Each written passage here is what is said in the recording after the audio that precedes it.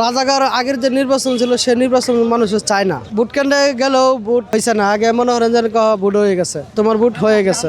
পক্ষে বলতে কথা না, আমি ধানের শীষ চাই। আসসালামু আলাইকুম। আপনার নির্বাচনী এলাকা কোনটা? আমার নির্বাচন হলে গাজীপুর। গাজীপুর। আসন্ন নির্বাচনে কি ভোট দিতে গ্রামে যাবেন?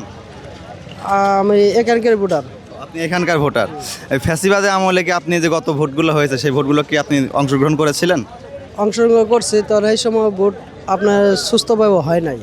একবার নির্বাচন হয়েছে, সেজন্য আওয়ামী লীগ সরকার বারবার পাশ করছে। অহন নির্বাচন আসছে, নতুন সরকার আসবে এবং রাজাকার আগের যে নির্বাচন ছিল সে নির্বাচন মানুষ চায় না। এখন নির্বাচন পরিবর্তন সবাই করতে চায়। ব্যক্তিগতভাবে আপনার কি মনে হয় এই নির্বাচনে আসলে কোন দল ক্ষমতায় আসতে পারে বা সাধারণ জনগণ কাকে ভোট দিতে বেশি আগ্রহী? আমি মনে করি যে সাধারণ জনগণ চায় সুস্থ নির্বাচন হোক, এবং আমি পক্ষে বলতে কথা না, আমি ধানের শীষ চাই এবং ধানের শীষ ক্ষমতা আসুক, সেটা আমার বক্তব্য। এই 16 বছর কি নিজের ভোট দিতে পারছিলেন? 16 বছর তো ভোট আমি নিজে দিতে পারছি না। আমার জান নাই? ভোট কেন্দ্রে গেলেও ভোট হয়েছে না। আগে মনে করেন যেন ভোট হয়ে গেছে, তোমার ভোট হয়ে গেছে।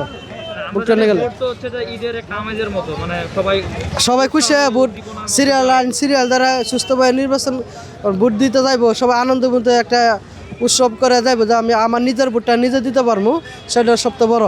অতএব এইভাবে সে নির্বাচন হয় তা আলহামদুলিল্লাহ।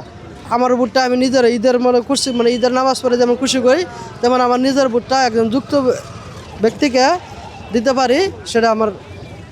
আপনার মতে কি যে বর্তমানে বাংলাদেশের দুরবস্থা বা রাস্তাঘাটে যেরকম সমস্যা, চাঁদাবাজি, দখলবাজি বা বিভিন্ন ধরনের সমস্যায় তো আমরা সম্মুখীন, তো এই সমস্যা থেকে আসলে উত্তরণের জন্য বিএনপির ক্ষমতা আসলে কতটুকু জরুরি, আর বিএনপি যদি ক্ষমতায় আসে তাহলে আসলে দেশের কী কী উপকার হতে পারে বলে আপনি মনে করেন? বিএনপি যদি সরকার গঠন করে, তারপর আপনার মনে করেন যে আপনার সবচেয়ে বেশি আগে গার্মেন্টস শিল্প কারখানা সবচেয়ে বেশি জরুরি দরকার। এবার ব্যবসা বাণিজ্য এবং নাই বলতে একদম খালি, মানে বিএনপি সরকারের ব্যবসা বাণিজ্য যা আছে সব নিয়ন্ত্রণ থাকবে, আমরা সবাই ব্যবসা করে খাইতে পারবো।